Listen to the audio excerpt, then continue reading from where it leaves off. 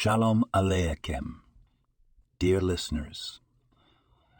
Today we find ourselves exploring the profound depths of the Torah, uncovering the layers of wisdom inherent in our sacred text. In this week's portion, we find a beautiful lesson in the book of Deuteronomy, Devarim, chapter 6, verse 5. And thou shalt love the Lord thy God with all thine heart, and with all thy soul, and with all thy soul, and with all thy soul, and with all thy might. Such a simple sentence, yet packed with meaning.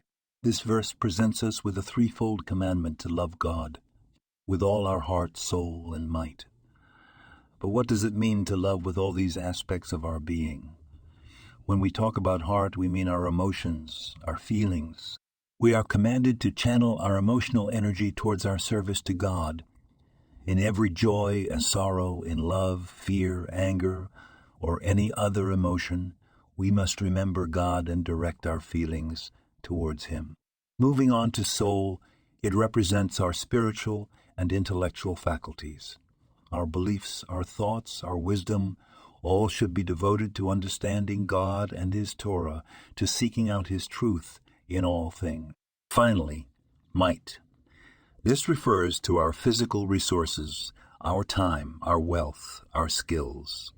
We are required to use these in the service of God, to bring goodness and kindness into the world. So, dear listeners, let's strive to love God with all our heart, soul, and might.